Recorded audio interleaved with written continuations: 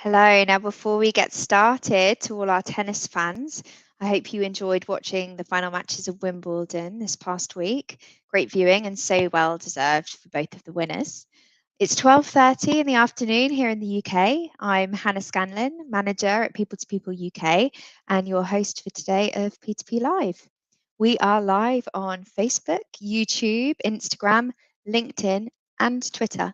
So don't forget to give us a follow. On today's show, we'll be presenting the stat of the week. And this week, I'd like to look at the turnover expectations by industry for August.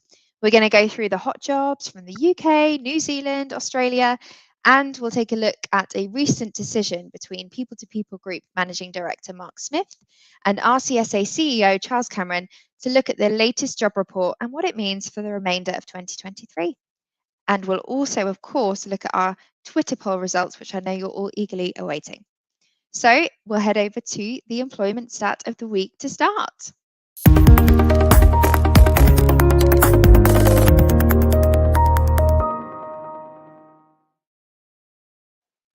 So this week, our stat shows the turnover expectations by industry for August. And it looks like across the market, most industries are expecting turnover to remain steady this month. However, industries expecting a slight pickup in turnover are manufacturing and education. Expecting to decrease, we can see human health and social work activities and transportation and storage. But for the majority, it looks to be steady. Now, does that mean that there might not be a lot of turnover? I'm not sure. Could it be indicative that the market is already experiencing high turnover rates? What does that mean for your business? So that's it for the stat of the week. Let's go and look at our hot jobs for the week.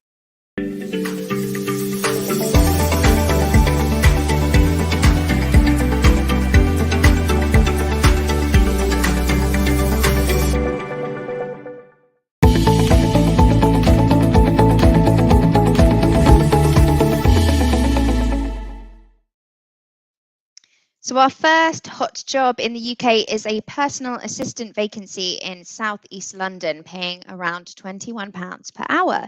So responsibilities of this role will include diary and inbox management, scheduling reviews and meetings, taking accurate meeting notes, and actioning any incoming client tasks. So in order to progress with this application for this job, your requirements will be having existing strong experience already as a personal assistance, can't speak today, and demonstrate experience of rapport building and client interaction. So Maddie is the manager for this role.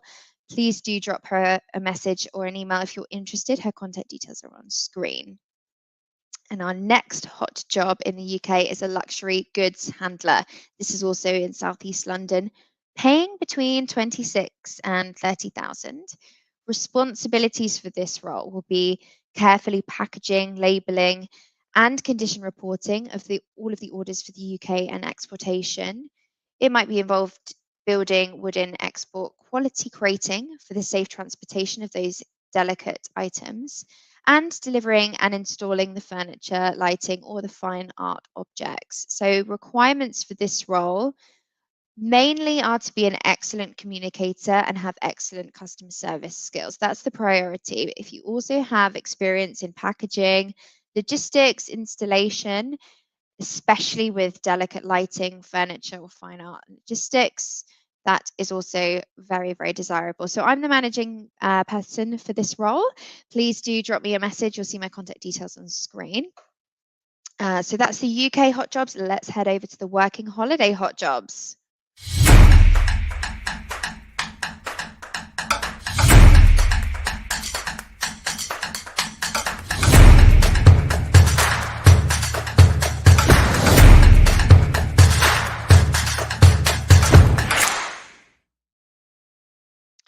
So our New Zealand job of the week is based in Whangarei and is a data analyst, around $40 an hour. So responsibilities for this role will be including to provide information support to regional and national teams.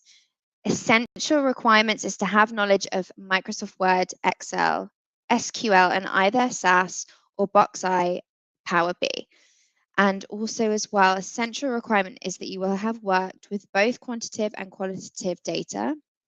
And Shav Neil is your consultant for this role, so please do get in contact with details on screen. So next we're going to hear about our Australian job of the week, and then I'm going to hand over to our People2People Group Managing Director, Mark Smith, and this week's guest, RCSA CEO, Charles Cameron, to look at the latest job report and what it means for the remainder of 2023.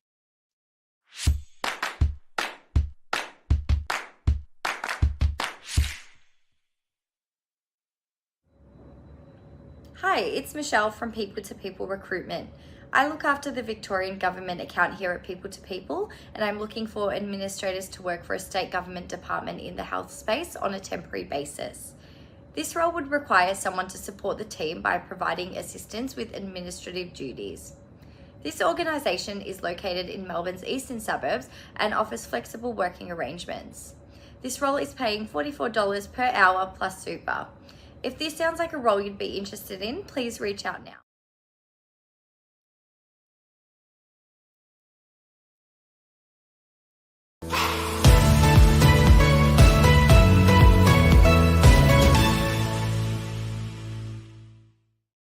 Well, I'm delighted this week to have Charles Cameron, the CEO of the RCSA in Australia and New Zealand, joining us for this week's Stat of the Week.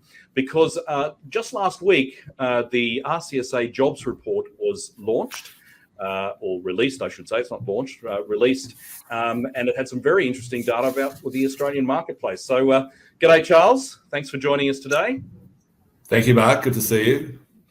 So tell us more about it. Where does the information come from? Where do you gather the information for the RCSA jobs report? Yeah, look, as you know, Mark, there are thousands of different online job advertisement sites, whether they're run by recruitment firms who are advertising direct to market, people to people, clearly would be included in that, and Over the Ditch, Frog, etc. You've got businesses who will directly advertise to the market. Then you've got the large commercial job boards. So the jobs report pulls together the widest range of job posting sites, 6,500 of them across Australia and New Zealand, and uses AI to code those jobs and to avoid duplication of job ads. And yeah, it's been really well received because it's an indication, of course, of real time, what's actually happening. And it's an indication, I guess, of confidence, employer, government, hirer confidence and where it's going in the future and how it's adjusting. And look, you would probably appreciate more than anyone, Mark, that we have this market at the moment that is jumping around and it's very reactive, which I've never seen in my 25 years observing this market.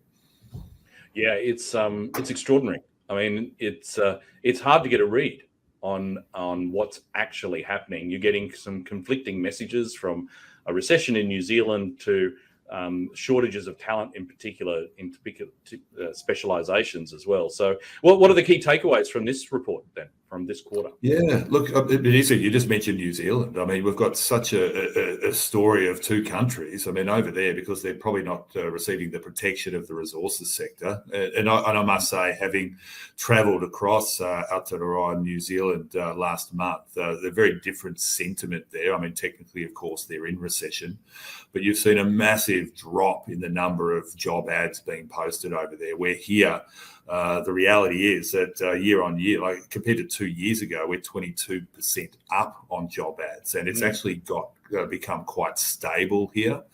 I mean, the thing at a high level that I'm finding really interesting, and you as a recruitment professional, you've watched this market like I have for many years. Typically, in tougher times, we'll actually see the number of perm job opportunities decrease and the number of flexible job opportunities increase. So the jobs report is really the only report that examines flexible and permanent job opportunity contrasts. And yeah, the flexible job opportunities in tougher times have actually decreased and perm have, let's call it, stayed stable. What does that say to me?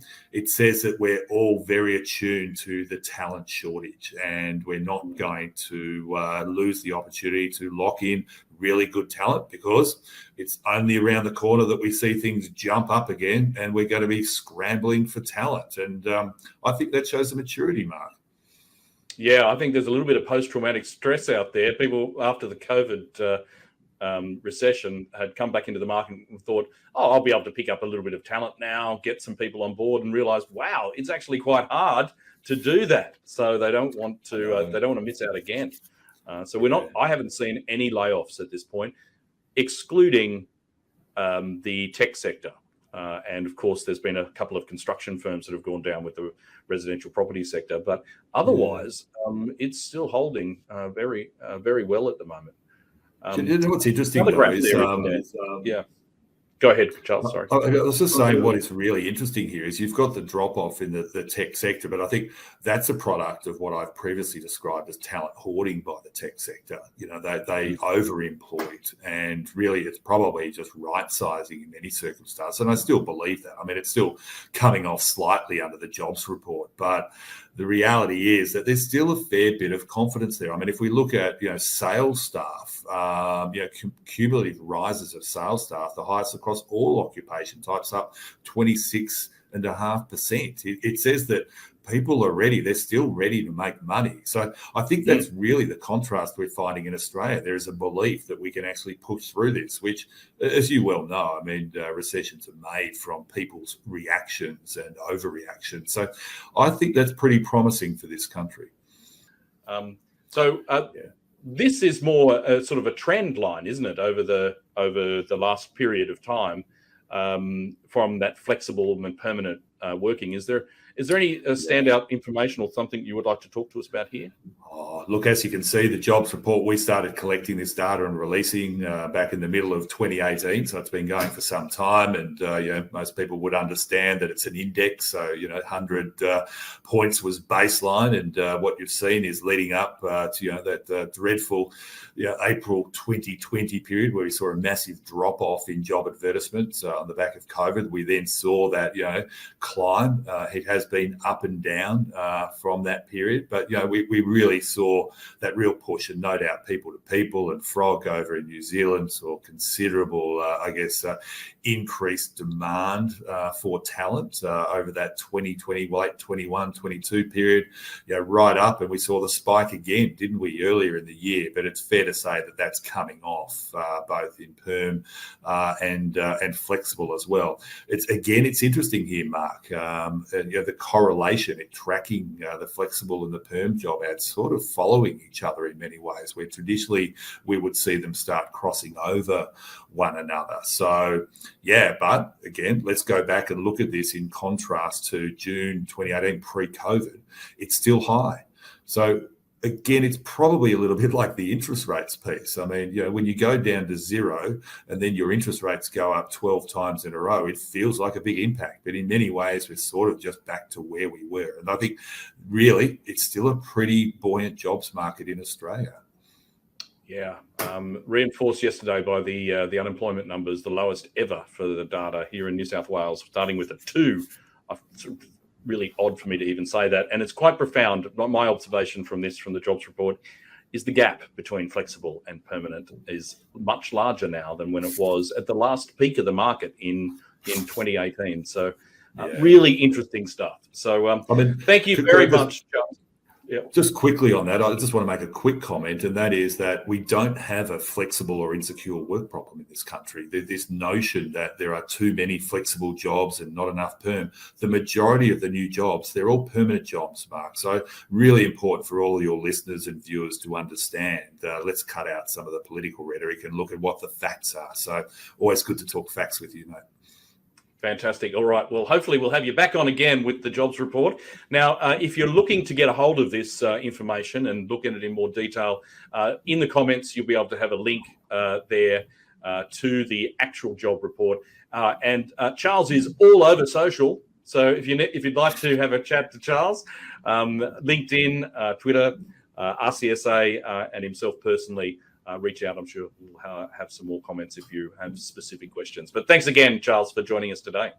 Thank you, Mark. Good to have you leading in the world of work, mate. Thank you. See you. Okay, great. It's time to take a look at the Twitter poll results. So last week, we asked, are you more likely to come to work if there is a dog in the office?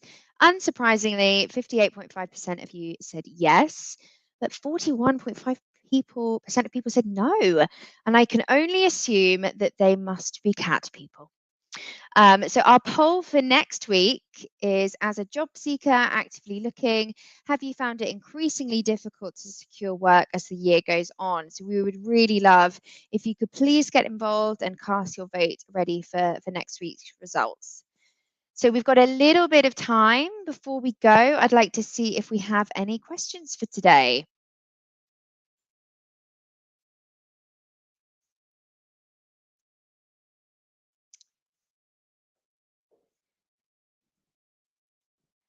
Brilliant. I don't think we have got any live questions on there, but we shall leave the comment section open and we will get back to everyone as they comment through. But thank you so much for joining. Please remember to follow us on Facebook, LinkedIn, Instagram, and Twitter. Otherwise, have a great week. See you here, same time, 12:30 next Friday. Have a good one.